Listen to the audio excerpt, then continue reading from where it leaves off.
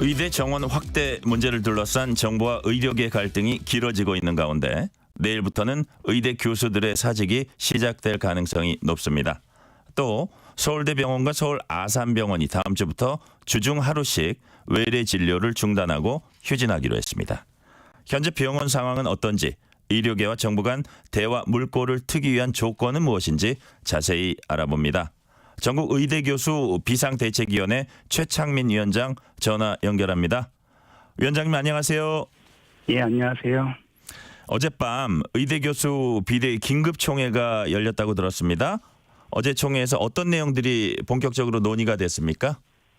예, 저희가 사직서를 낸 상태인데 정부에서는 효력이나 그런 것들을 발표를 하셔가지고요. 그게 어떤 건지 좀 간단히 논의를 했고요. 또 하나는 이제 교수들이 2달간 이제 열심히 진료를 했는데 사태가 장기화될 것 같아서 어떤 식으로 진료를 좀 조정해야 되는지를 집중적으로 논의했습니다. 네. 위원장님께서 아산병원 호흡기 내과에서 근무하고 계신 걸로 제가 들었거든요. 혹시 위원장님도 사직서 제출하셨나요? 예, 저도 사직서는 제출을 했고요. 네. 3월 25일에 제출했으니까 이제 이번 주가 한 달이 되는 거고, 예. 실제로 이제 내일 외래가 제 마지막 외래입니다.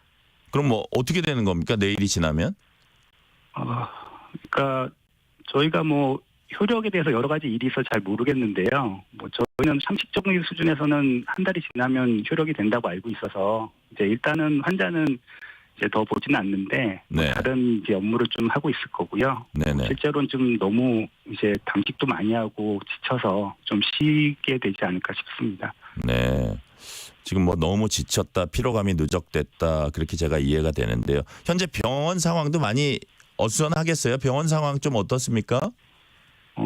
원래 아산병원 같은 경우면 전 세계적으로 유명한 상급 종합병원이잖아요. 근데 지금 실제로 저희는 종합병원, 심지어는 요양병원 정도 수준으로 떨어지고 있고요.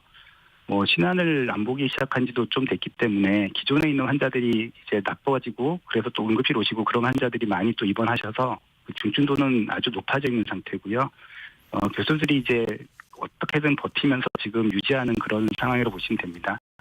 제가 개념을 조금 명확히 할게요. 이제 대학병원 교수님들이 대부분 이제 사직서를 냈는데 그 사직서 수리하지 않고 있고, 그다음에 지금까지 한 달 동안은 그랬는데 한 달이 되는 내일부터는 수리 여부에 관계없이 어떻게 처리가 되는 겁니까? 그거 한번 다시 어떻게 되는 건지, 그럼 사직서 제출한 교수님들은 내일부터 그냥 무조건 병원을 떠나는 건지, 그 부분이 어떻게 되는 거죠? 그렇진 않고요. 그 사직서를 낼 때 교수가 또 계약권이 다양합니다. 저처럼 이제 겸직 교수, 의과대학에 소속돼 있는 교수도 있고요. 병원과 계약된 교수도 있고, 또 교수마다 또 이제 근로 조건 그거 계약을 할 때 사직서 내기 전에 언제부터 내야 된다는 그런 것도 있고요. 또 사직서를 냈을 때 저처럼 저는 이런 일도 하고 저런 일도 하다 보니까 너무 여러 가지 쏟아부어가지고 지쳐서 양해를 구해서 좀 빨리 이제 나오는 거고요. 다른 분들도 이런 상황이 계속되면 이제 정리를 하고 나오셔야 되는데 그 시기는 각자 다 알아서 정하고 계셔요. 그래서 시작이 되는 거지 내일 당장 병원에 교수들이 없어지고 그런 건 아닙니다. 예. 일부 교수님들이 나오기 시작하는 시점이 내일이라고 보면 되네요. 예, 기존에도 이미 조금 떠나고 계셨는데 저희가 하는 걸 저 나갑니다 하고 다 알리진 않으니까요. 네. 자, 또 이제 제가 모두에도 말씀드렸지만 서울대병원과 서울 아산병원이 다음 주부터 주중 하루씩 외래 진료 중단하고 휴진하기로 했습니다. 일부 지방 국립병원들은 시행하고 있던 데도 있고요. 이게 이제 피로 누적을 이유로 한 주 1회 셧다운이라 이렇게 부르기도 하는데 사실상 진료 축소라고 봐야겠네요. 예, 그 셧다운은 이제 기자분들이 이제 워낙 좀 그런 자극적인 용어를 좋아하니까 셧다운 한다고 병원에서 다 나가는 건 아니고요. 기자들이 붙인 용어군요. 아니 저희도 하다 보니까 어떤 병원도 셧다운을 표현하셔서 그런데 네네. 실제로는 지금 필수 의료라고 흔히 얘기하잖아요. 내과 그런 과들은 70시간, 저도 100시간 그렇게 넘게 근무를 하고 있어서 지금 사태가 해결 기미가 안 보이는 상태에서는 이렇게 더 유지하기는 어렵다 판단했고요. 그러려면은 근무 시간을 줄일 수 있는 방법 중에 하나는 외래를 좀 줄여가지고 병동 환자 본다든가 그런 식으로 좀 조정을 해야 됩니다. 그래서 이제 아산병원하고 서울대병원 그렇게 주일에 얘기를 했고요. 어제 전국 그 비상대책위원회 회의에서는 그 네. 병원들이 다음 주에는 하루는 좀 쉬어야 되겠다. 그러니까 쉰다기보다는 휴진을 하고 뭐 수술 좀 줄여서 병동 환자를 보고 좀 이제 시간을 좀 배분해야 되겠다는 결정을 했습니다. 네네. 그러니까 어떻게 보면 막 극심한 피로감도 조금 해소하고 또 어디 뭐라 그럴까요? 좀 중증 환자들도 더 퀄리티 있게 관리하고 뭐 그런 의미가 될 수 있겠어요. 그럼 자. 생각해보세요. 저희가 이제 그 비행기 조정 기장이 부기장도 없고 아무도 없는데 한 36시간 운전을 하고 생각해보세요. 그러면 거기를 어떻게 안전을 보장합니까? 저희가 그 안전 보장을 위해서도 좀 그런 시간이 필요합니다. 네. 정부와 의료계가 대화를 시작하기 위한 조건을 지금부터 여쭤보겠습니다. 먼저 정부는 거점 국립대 총장들의 건의에 따라 내년도 입시에선 증원된 의대 정원 50%에서 100% 사이에서 대학별로 자율적으로 정원을 정하도록 했습니다. 일부 대학에서 이제 50% 하겠다 이렇게 한 데도 있고요.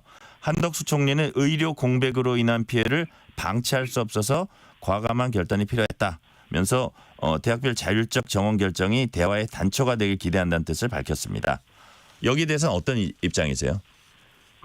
저도 그 전에 발표되기 전에도 듣긴 들었는데요. 그거는 뭐 말씀은 그쪽에도 드렸는데 2,000명에 대해서 그 다음에는 그대로 유지하는 거였고요. 올해만 잠깐 저렇게 줄인다는 그런 내용이었습니다. 그러니까 정원에서 양보한 것처럼 보이지만 실제로는 전혀 양보된 게 없거든요. 뭐 교수들이 이건 받아들인다고 될 문제는 아니고 전공의하고 학생들도 물어봤을 때는 이런 건 안 된다고 해서 그래서 이제 반응이 좋지 않은 겁니다. 네. 대통령실은 어제 일주일 전부터 의대 교수 비대위를 포함한 5개 의료단체가 참여한 의료계와 정부 간 대화를 제안했지만 의료계는 이를 거부하고 있다 이렇게 어제 발표를 했습니다. 원점 재검토 요구를 수용하기 전까지는 어떤 형식의 대화도 할 수 없다 이런 입장이세요? 비공개 대화는 사실 철저히 비공개가 돼야 보장이 된다는 게 가능해야 보장이 좀 돼야지 대화를 하는데요. 뭐 저쪽에서 저렇게 공개를 했으니 저도 뭐 말씀드리면 네.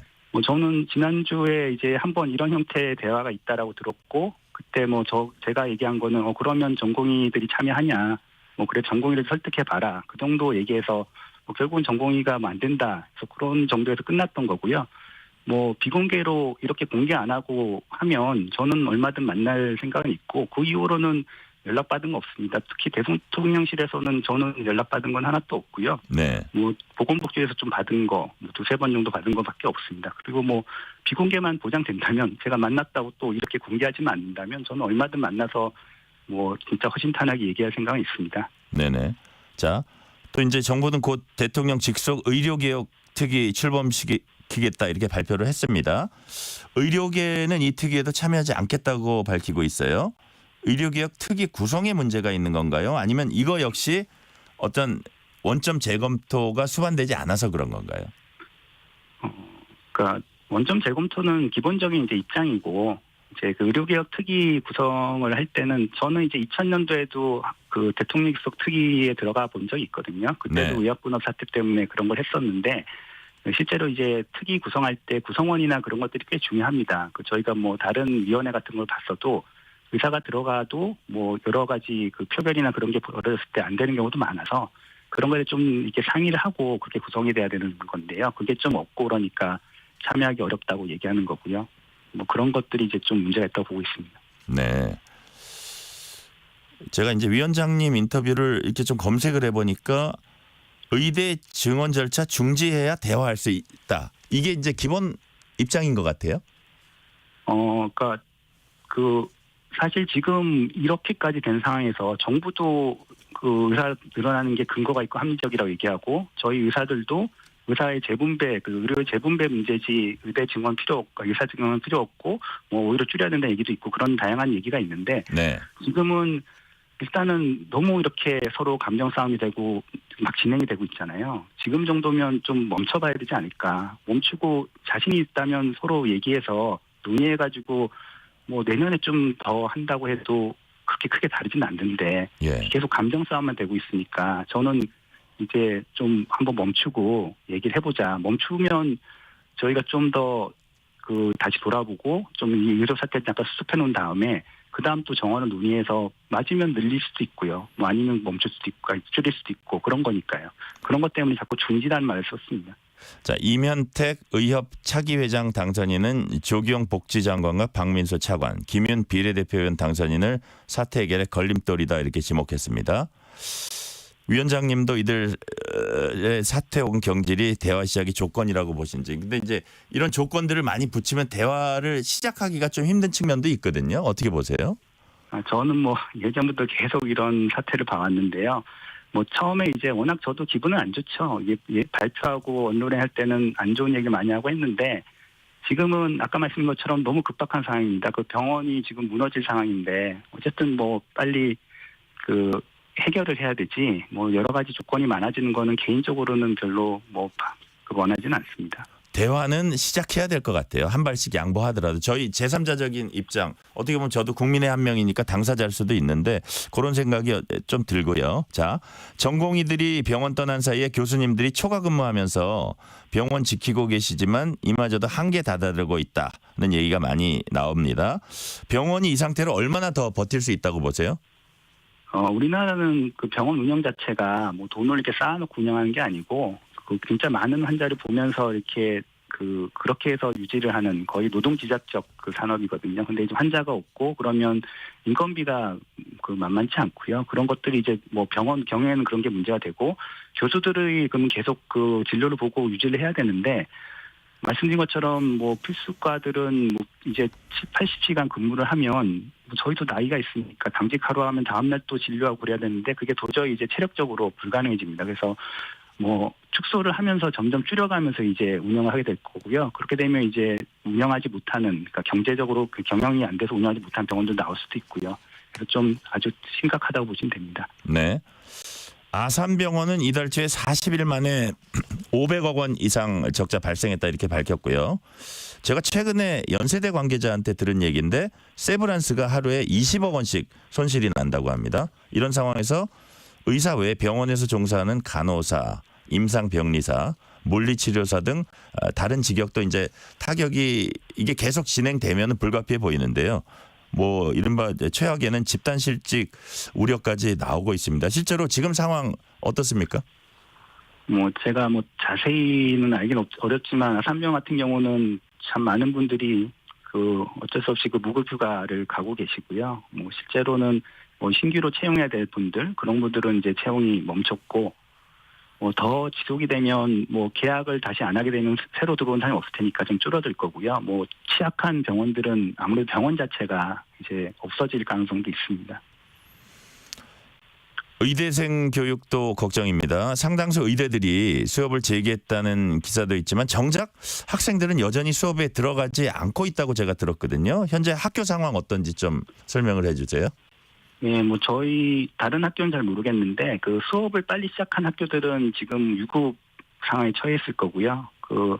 울산대학교도 수업을 뭐 하려고 해도 학생들이 거의 뭐 100%에 달할 정도로 참여를 안 하고 있어서 지금 거의 뭐 운영이 안 되고 있다고 보시면 됩니다. 이대로 계속되면 의대생들이 집단 유급될 가능성이 있다고 합니다. 집단 유급의 분수령이 되는 시점이 언젠가요? 집단 유급은 사실상 정상적인 상황이면 유급이 돼야 되는 학교들도 있고요. 뭐 이렇게 좀 개강을 좀 늦추고 하면서 조절하거나 학칙에 따라 좀 달라서 시기가 좀 다른데 뭐 대부분 이제 4월 지나면 그래서 학장협의회에서도 이제 5월이 되면 유급이 학생들의 피해가 너무 크기 때문에 네. 휴학을 받아들일 수밖에 없다고 얘기하는 거고요. 그러니까 뭐 5월 초 정도로 생각하시면 될 것 같습니다. 5월 초 중순이요? 아니, 정확히는 잘 모릅니다. 그 대학마다 너무 좀 다른데 예. 만약에 한 대학이라도 뭐 유급이 되고 울산대학 같은 경우는 울산대는 5월입니다. 예. 5월이요? 예. 5월 초중순. 진짜 얼마 안 남았네요. 빨리 해결이 돼야겠습니다. 안 되면은 뭐 학생이 유급돼 버리거나 휴학이 돼 버리면 사실상 이대로 갈 수밖에 없거든요. 네. 그렇군요. 현재 유급 위기에 있는 의대 학생들 입장과 반응이 궁금합니다. 학교 현장에서 교수님이 느끼시기에 학생들 목소리는 좀 어떻습니까? 뭐 학생들은 계속 이제 똑같은 목소리를 내고 있고요. 뭐 실제로 제가 학교 다닐 때만 해도 뭐 1년을 더 다니고 하는 그런 거에 대해서 꽤 심각하게 느꼈는데 요즘 학생이나 전공이 뭐 임상 강사들은 중간 수련하거나 그럴 때도 뭐 조금 더 하는 거에 대해서는 아주 큰 그런 걸 느끼지는 않는 것 같고요. 네. 뭐 담담하게 받아들이고 있는 것 같습니다. 네. 아까 잠깐 얘기했던 그 원점 재검토 다시 한번 좀 개념을 명확히 하려고 그러는데 원점 재검토 의미가요. 2,000명 증원 규모 재검토에 국한되는지 아니면 의대 증원을 포함한 정부 의료개혁 방안 자체를 다시 검토해서 그거의 한 부분으로서 또 의대 정원도 논의할 수 있다는 건지 후자인가요? 일단 기본적인 입장은 전체적인 거를 다 포함해서 원점 재검토를 얘기를 하고 있는데 네. 처음부터 그렇게 얘기했는데 지금 제 입장은 교수 입장은 일단 지금 증원이 가장 큰 걸림돌이기 때문에 네네. 증원에 대해서 뭐 검토를 뭐 표현을 자꾸 원점 그런 걸 하니까 자꾸 이렇게 서로 그렇긴 하니까요. 어쨌든 예. 그런 거를 검토하거나 뭐 다시 논의하는 그런 거를 좀 해주고 그러니까 어쨌든 그래서 자꾸 중지 뭐 연기 그런 것 좀 얘기를 하는 겁니다. 일단 올해는 좀 멈추자 그런 거를 자꾸 얘기를 드리는 겁니다. 그래서 그러니까 올해는 멈추는 그러니까 올해는 증원에 대해서 절차를 증원을 좀 멈추는 게 멈춰달라. 대화의 네. 조건이다 이렇게 보면 되는 건가요? 예, 왜냐면 제가 뭐 학생들하고 전공이나 아무리 얘기해봐도 예. 올해 뭐 증원 숫자를 지금 논의해서 몇백 명 정할 수도 없고 뭐 정부는 뭐 50원 줄였으니까 말 잘 생각해보면 1,000명을 얘기한 것 같긴 한데 예. 자율결정이잖아요. 네. 뭐 어쨌든 그런 숫자로는 지금 타협을 할 시기는 이미 놓쳤거든요. 그럴 거면 한두 달 전에 그때는 줄일 수 있다고 얘기를 해줬어야 되는데 네네. 그때는 절대로 안 된다고 얘기하다가 이제서야 줄일 수 있다고 얘기하면 지금 숫자 논의하기에는 너무 시간이 지났습니다. 그러니까 제가 보기에는 이제 서로 간에 약간 플렉서빌리티, 유연성을 이제 갖고 와야 될 텐데 예. 자, 그러면 지금의 어떤 내년도 그 정원 절차 요거를 어쨌든 자율에는 맡겼잖아요. 좀 뭐 50%에서 100% 사이로. 예. 그거는 놔둔 상태에서 그 어떤 논의를 시작하고 이런 거는 불가능합니까? 이제 거기는 그 말 자체는 50%는 하겠다고 돼 있는 거라서 네네. 그러니까 저희가 지금 정원은 그대로 간다는 의미라서요. 예. 그래서 그렇게 이제 되면 그거를 요 협상할 자체 수가 갖고는 없는 거죠. 대화를 네. 시작하기 힘들다. 그러니까 뭐 제가 아무리 대화하려고 해도 이건 전공이나 학생들이 받아들이지는 않는 상황이고요. 지금은. 아, 그런 상황입니까? 네. 자, 잘 이해가 됐고요. 그럼 마지막으로 위원장님한테 한 가지 여쭤볼게요. 자, 지금 사태는 어차피 우리 국민 입장에서도 그렇고 정부 입장에서도 그렇고 의료계 입장에서도 그렇고 빨리 해결이 돼야 됩니다. 어떤 식으로든지. 그래서 대화 물꼬도 이제 터야 되는데 자, 지금까지 말씀하신 부분에 요약이 될 것 같아요. 지금 사태를 조속히 해결하기 위한 방안은 무엇인지 마지막으로 한 말씀 좀 부탁드립니다.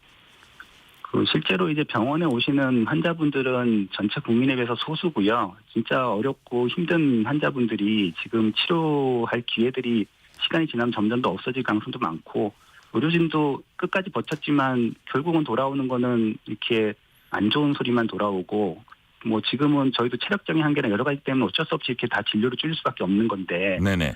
당장 지금 해결을 못하면 저희 꽤 큰 위험한 상황이 벌어집니다. 그래서 제발 좀 이번엔 좀 멈춰주시고 잘 얘기해서 협의해가지고 내년에 좀 이렇게 하는 쪽으로 전향적으로 생각해 주시면 좋겠습니다. 네, 오늘은 여기까지 듣겠습니다. 최창민 전국의대 교수 비상대책위원장이었습니다. 감사합니다. 예, 감사합니다. 엠 머레이의 You Needed Me